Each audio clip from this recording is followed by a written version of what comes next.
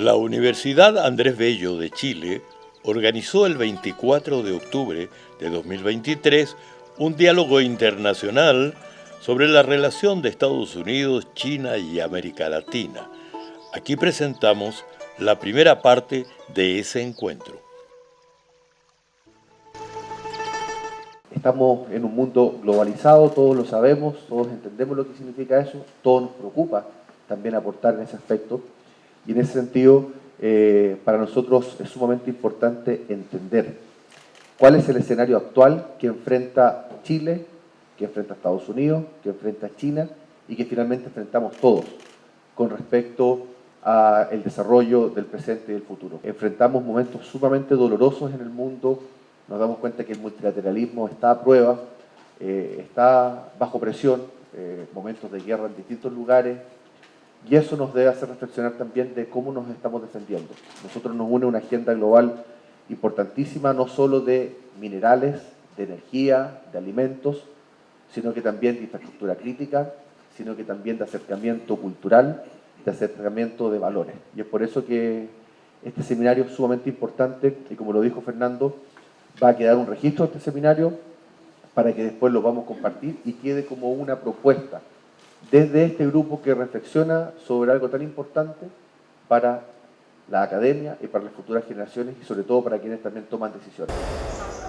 La profesora Yue Yunxia de la Academia de Ciencias Sociales de China y específicamente del Instituto de América Latina de esa entidad participó desde Beijing en aquella ocasión del Seminario Internacional. Su presentación tenía como título La posición de América del Sur en las cadenas globales de valor, la interacción de Estados Unidos y China en ese ámbito. Dadas las dificultades técnicas, aquí hacemos una síntesis con la presentación de sus principales cuadros. Because there's a kind of computation, and based on that, I give the final thoughts. And that's my calculation on the latest participation rates of Latin American countries. And here you can find la posición de América Latina y el Caribe en las cadenas globales de valor. If we look at this data, we can find some problem. The first one is look at the whole Latin America. In fact, the GVC participation degree the average degree is around 41%. And you can here find los socios comerciales de China en América Latina para el periodo 2001-2022. Most of the other countries are from Caribbean and Central America and Mexico. And if we look at the other South American countries, we can find una comparación de los socios de comercio de América Latina y el Caribe con China, con Estados Unidos y con la Unión Europea.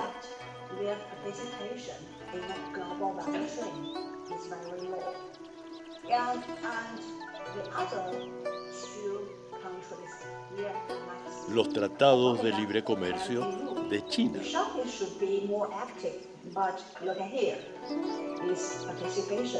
Rate is also very, very low. So here we only look at Latin American countries. How about the world? Even look at the Asian countries. La cooperación de China y América Latina y Caribe en relación con la iniciativa de la Franja y la Ruta. Is around 61%. So for large countries, for the whole region, the participation is very low, and for South American countries, there is a more dangerous situation. And this is so I just stop here. And if there's any comments and questions, maybe you can send me. Thank you. Creo que ya tenemos algunas afirmaciones provocadoras, en cierta forma. cuando se habla, por ejemplo, de la potencialidad de cooperación en cadena de valor Estados Unidos y China en América del Sur. Ahí ya hay un dato que nos abre a un debate de ideas y de perspectivas, como se decía antes, que no parece fácil de asumir en la actualidad del escenario que tenemos presente. También esta política, en cierta forma, aunque hay, por supuesto, la percepción que los Estados Unidos no quiere que América Latina tenga nada que ver con China. Y por supuesto, yo creo que por las consecuencias de ciertas actividades con China, especialmente ciertas políticas, ciertos líderes, podemos decir, sí, obviamente los Estados Unidos tienen una preferencia. Es como el novio cuando la novia bonita empieza a hablar con su amigo. Claro, por supuesto se incomoda el novio, pero el novio sabe que mi novia es una novia soberana, entonces mejor que no me meto en esto. Y mi punto con esto es, yo creo que los Estados Unidos tienen nunca ha sido la política de los Estados Unidos, y lo digo como académico, que nunca he visto la política de los Estados Unidos de prohibir o intentar a bloquear países soberanos, de tener relaciones políticas, militares, o sea, como sea, con quien quiera. Pero lo que yo veo es que los Estados Unidos tienen, en mi opinión personal, un interés en que los países de la región que compartimos hacen buenas decisiones para su propio bienestar económico, para su propia soberanía, para su propia salud y democracia, para su propia protección de derechos de sus ciudadanos, porque esto impacta a ustedes y indirectamente esto impacta a todos nosotros. Bueno, quiero empezar a desarrollar un poquito mi argumento al respecto. Primero que nada, yo empiezo con el perspectivo que China no tiene un master plan de tomar control del mundo. Yo veo, y desde los últimos 20 años que yo seguí este tema, yo veo que China busca sus propios intereses. Y por supuesto, principalmente es acceso a commodities, es acceso a mercados, es buscar captar tanto del cadena de valor agregado, como mencionó nuestro socio chino, posible. Y por supuesto también como parte de esto, China tiene un interés en la situación institucional de la región, la situación de cooperación de seguridad y en varias otras cosas. Pero para mí, trabajar con China tiene, por supuesto, ciertas oportunidades. Yo creo que hemos hablado de esto. Pero también tiene ciertos riesgos.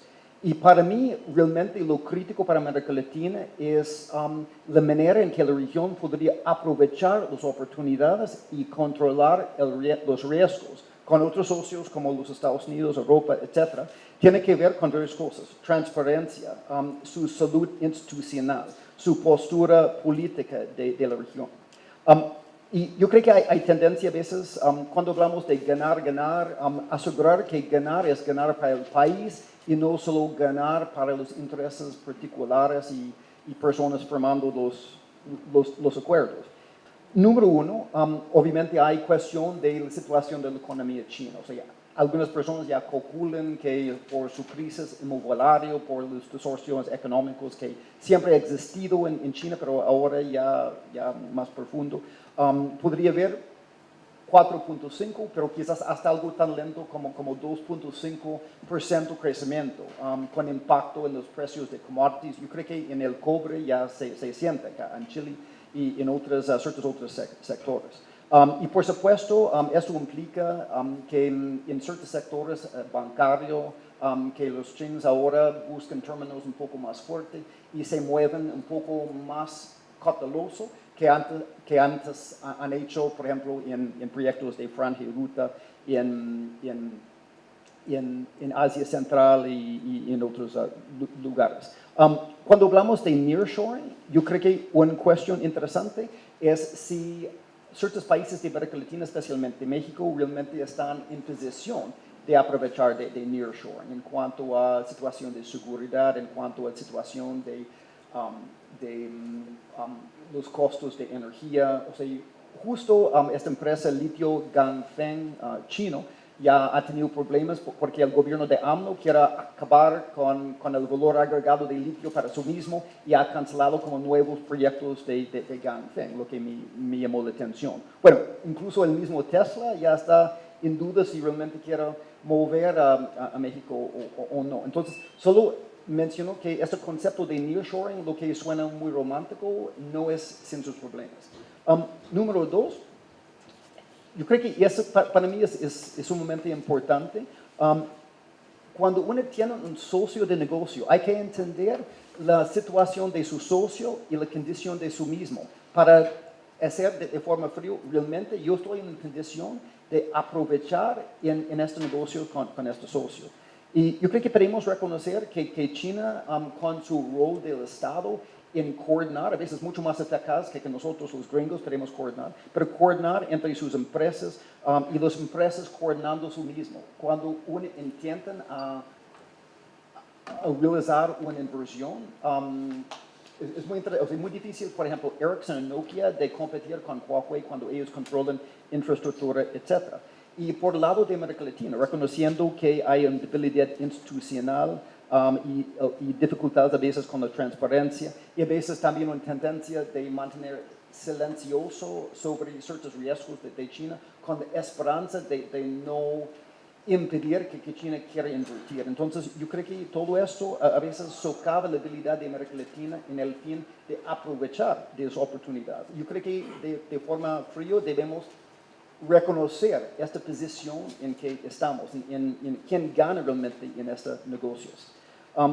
Mi punto con esto es, yo creo que no es que América Latina decida o no de involucrarse en esto, sino reconociendo que con la posibilidad de este tipo de conflicto, esto impactaría toda la región.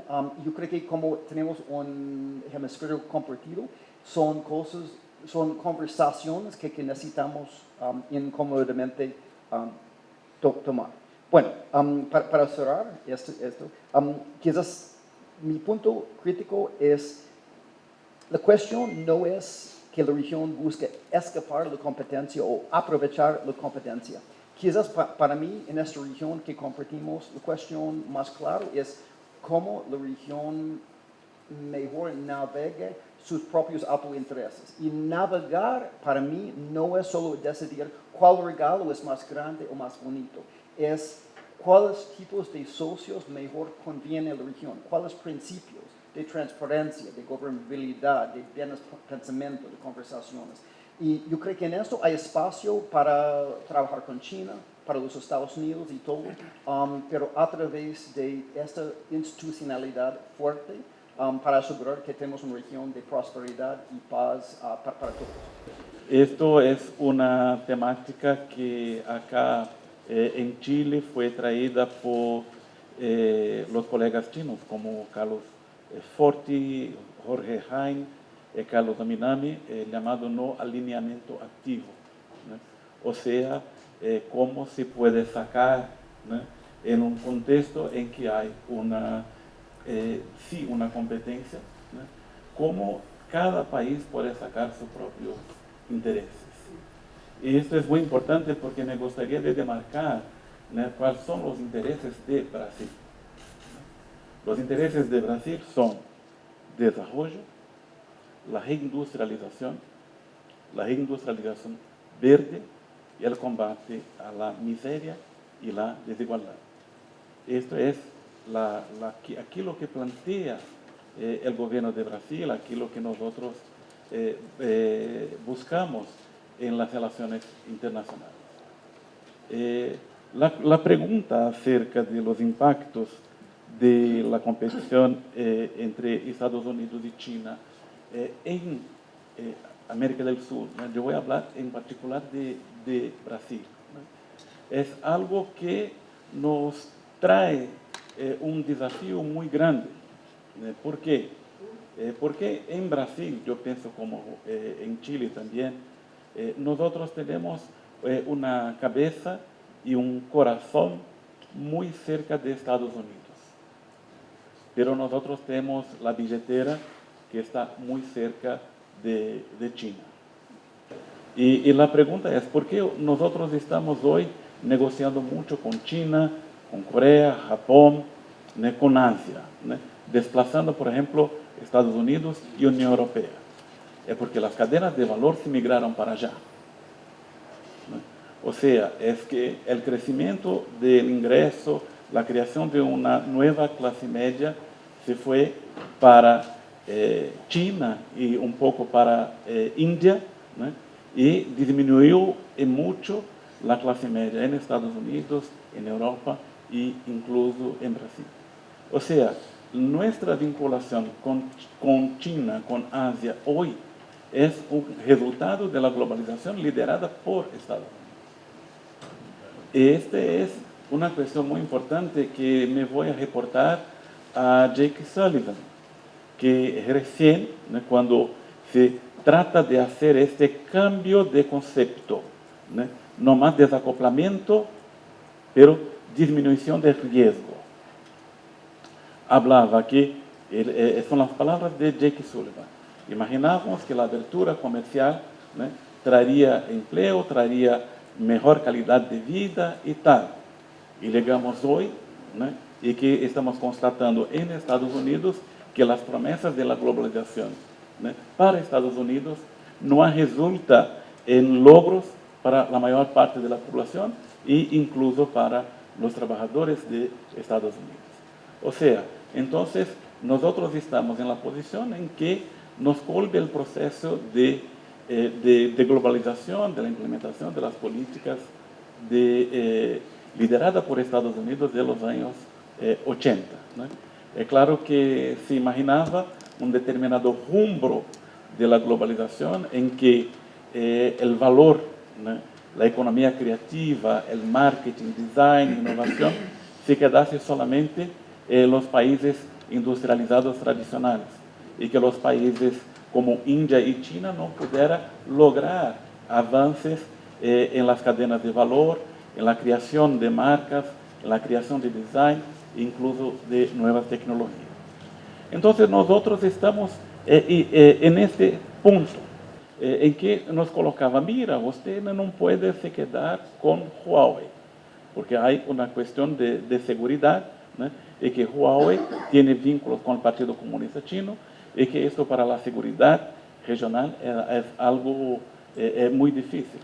Entonces, nosotros sufrimos este nivel de presión.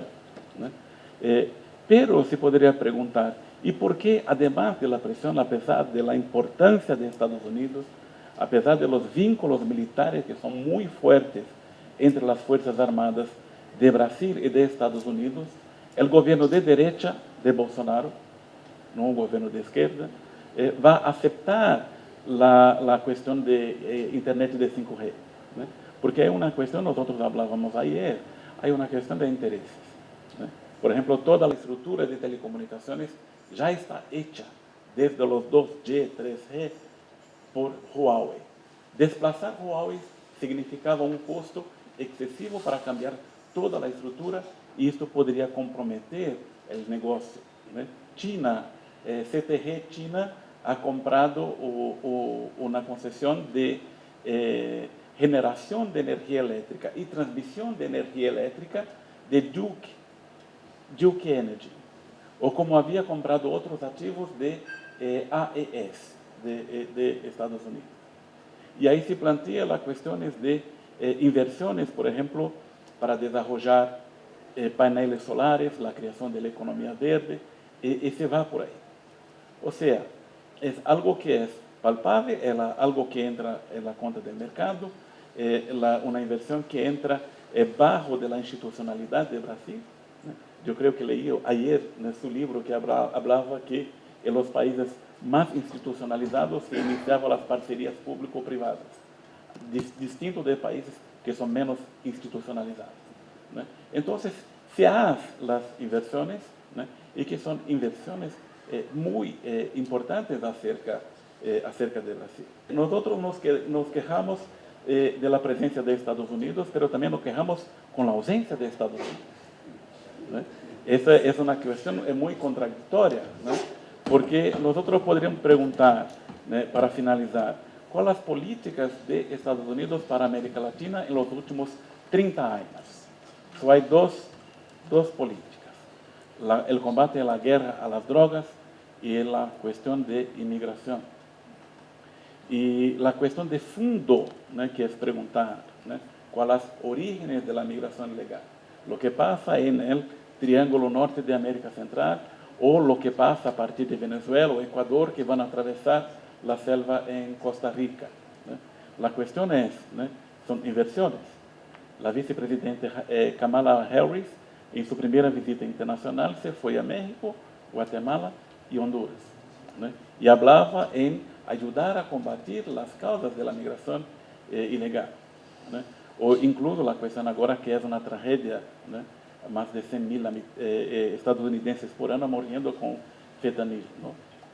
Entonces se pregunta, una abordaje distinta. Y ahí Estados Unidos ha propuesto abordaje distinta, pero no llega.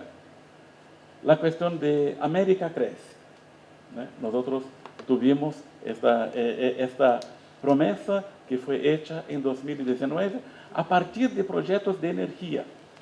Empezó con Argentina, después con Panamá, algo con Colombia, y ahí creó América Crece, y no llega. Creo que Iván planteó un punto interesante. Yo lo recogí como la necesidad de que los países de la región lleven a cabo una gestión soberana de amenazas y oportunidades.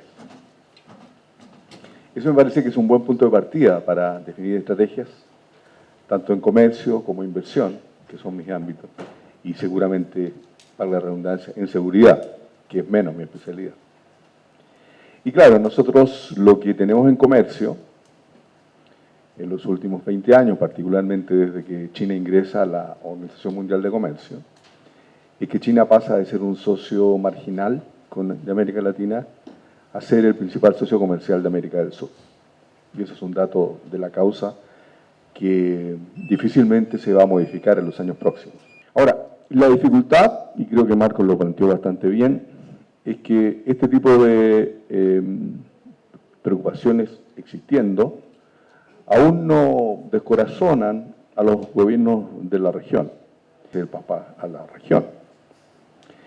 Yo creo que si Estados Unidos sigue solo en esa suerte de malestar, inquietud, sin plantear alternativas, el escenario difícilmente va a cambiar. ¿Y eso por qué? Porque la región tiene problemas tradicionales, problemas de crecimiento bajo, inestable, niveles de pobreza excesivos que se han incrementado después de la pandemia, alto nivel de desigualdad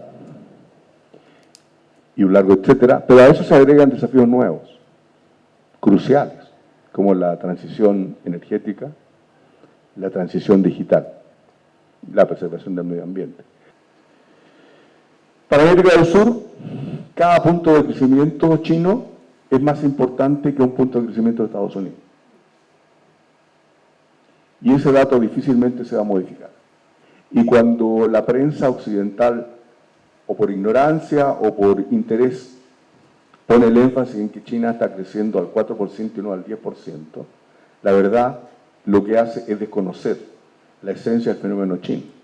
¿En qué sentido? En el sentido de que cuando China crecía al 10%, lo estaba haciendo de un modo absolutamente insustentable, con los famosos 3 ANS de Wen Jiabao, que era insostenible por razones climáticas, por razones sociales, etc.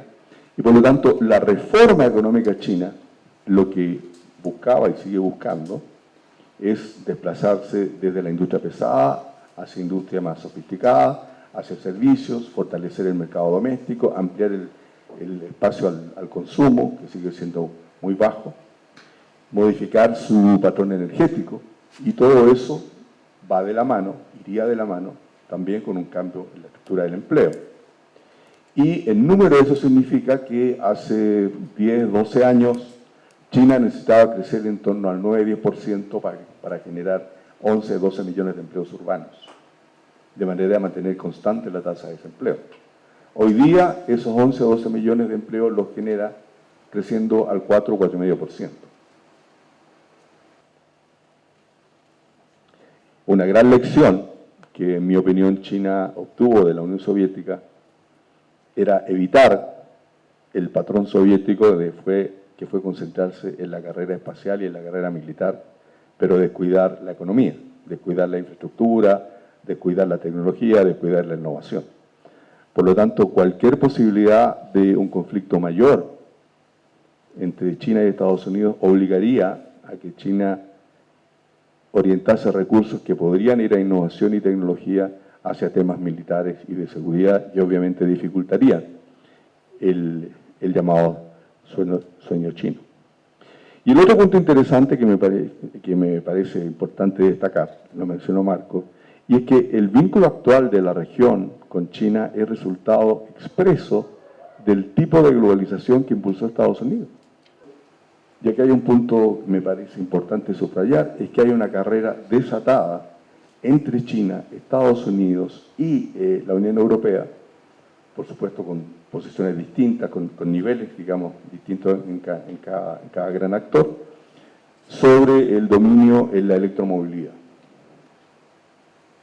Y las cifras indican hoy día que en ese ámbito China tiene un primer lugar destacadísimo en la provisión de esos vehículos y en los insumos vinculados a estos vehículos.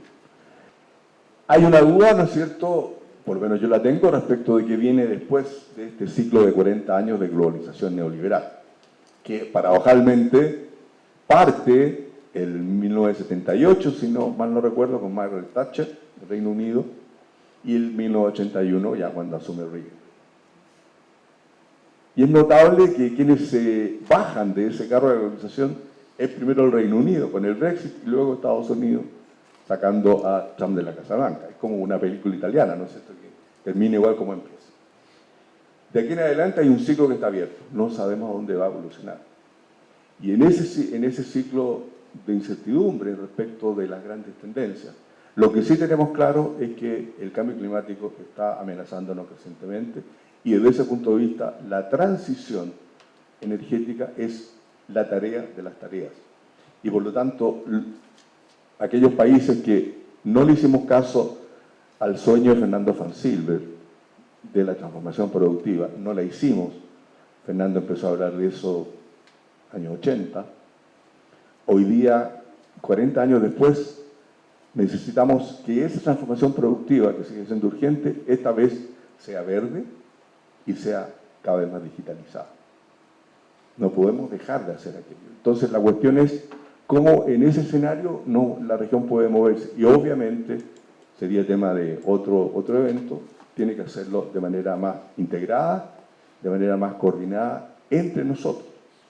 Y en el ámbito de electromovilidad es evidente que primero tenemos dos cosas grandes. Tenemos el famoso triángulo del litio, que ya se ha mencionado, pero también tenemos a industria automovilística en Brasil y en menor medida también en Argentina. Desde ese punto de vista, la posibilidad de avances coordinados en electromovilidad con una lógica subregional necesariamente tiene que vincular a este triángulo con esas dos industrias. La cuestión que queda latente de estas primeras intervenciones es cómo se tensionan o al mismo tiempo son posibles compatibilizar las dos lecturas para una misma realidad en proceso, en transición, en cambio. Lo que viene es la pregunta de la emergencia de un proceso donde hay un cambio no solo de ciertos sectores industriales, sino un cambio civilizatorio. Porque así como el petróleo es determinante para la movilidad del siglo XX y crea la necesidad de las carreteras y las gasolineras y 40 elementos ligados a la industria automovilística con todo aquello que tiene ligado a ese uso, lo que viene, que todavía está emergiendo, es un proceso totalmente distinto de movilidad sustentada en una energía diversa, que hace a su vez que sean otros los países o polos productivos de esas energías que vamos a requerir para este cambio. Y en Argentina pasó algo muy distinto. La Cancillería argentina dijo rápidamente bien, pero duró como 2 días, porque las provincias, que son las que en Argentina tienen el control del litio, porque la ley argentina le da a las provincias, dijeron, por favor, párele, este es un negocio de la provincia con las empresas chinas, privadas o públicas, no sé, pero con los chinos. Y le dijeron, señor Fernández, usted está más o menos débil. Se acabó, nunca más hubo nada del litio. Eso no significa que lo que Osvaldo quiere, aspira, y que yo también aspiro, que hubiera una posición común y que hubiera un desarrollo tecnológico, no sería deseable, pero no es posible porque no hay voluntad política, por N razones. Fíjense que el país que tiene una de las relaciones más importantes con China, que es interesante, es Brasil. Y Brasil es el único país importante de América del Sur que no es miembro de la iniciativa de la ruta y de la seda. ¿Qué le importa a China la iniciativa de la ruta y de la seda? Es un label, es una etiqueta. Con Brasil se entiende igual, con iniciativa de la ruta y de la seda. Que el presidente Boric vaya a Beijing, que el presidente Fernández, muy bien, grande para Xi Jinping, pero el presidente de Brasil no va a la ruta y a la seda, se entiende de otra manera. Creo que en América Latina hay una opinión relativamente unánime respecto de que nosotros no sentimos algo así como solidaridad, empatía o una cercanía particularmente importante con Estados Unidos, al menos en América del Sur. Probablemente todavía nos sentimos mucho más cercanos a Europa que a Estados Unidos. Por lo tanto, no es un activo de Estados Unidos la lealtad de América del Sur. No creo que debiera pensarse así. Lo segundo es que creo que también hay un relativo consenso de que en América del Sur la mayor parte de los, por lo menos los observadores intelectuales o intelectualizados, como se quiera, observamos que China entró en un espacio que Estados Unidos había dejado bastante vacío. Creo que China entró en un espacio vacío como vacío había sido también el espacio dejado por Japón en algún momento determinado en la región, que ha reingresado hace muy poco, en un intento que todavía es muy suave. ¿Sí? Acerca del agro de Brasil. El agro de Brasil es muy importante, es un aporte y no hay una competencia entre agro versus industria en Brasil. Y es algo muy interesante porque la cadena del agro está muy fuertemente en las empresas de Estados Unidos. Entonces, si mira las cosechaderas, son verde y amarillas, mas verde y amarillas de John Deere, no es brasileña. Cuando se mira en la soja o el maíz, se tiene semillas transgénicas que son de Monsanto o Bayer hoy. Y el Roundup es producido por Monsanto, Bayer. Los fertilizantes. ¿Cómo desarrolla América Latina? ¿Qué es la institucionalidad? Fue la cuestión con los Estados Unidos. ¿Cómo América Latina mejor organiza para aprovechar los Estados Unidos? Y ahora la misma pregunta, ¿cómo organiza América Latina para aprovechar las oportunidades de China y no ser sacado ventaja? Esta cuestión de cómo captamos el valor agregado. Y para mí me preocupa, si fijamos a los Estados Unidos al 60, los Estados Unidos no sé. Yo no estoy acá para defender ni aplaudir a mi gobierno, sino decir que la cuestión para América Latina es cómo hacer las cosas para el beneficio de América Latina. Y a veces eso es un obstáculo de fijar demasiado en los Estados Unidos. Nosotros deberíamos ser capaces de coordinar nuestra política frente a China, frente a Estados Unidos, frente a la Unión Europea, buscando complementariedad con los tres, buscando espacios de colaboración, buscando espacios de diálogo y gestionando autónomamente, como bien mencionaba Iván, las oportunidades y los desafíos. Esa es la clave y para eso es fundamental que contemos con institucionalidades muy claras, muy precisas, tanto en comercio como en inversión. Muchas gracias por haber venido, por haber volado, por haber llegado y todo eso, y a todos.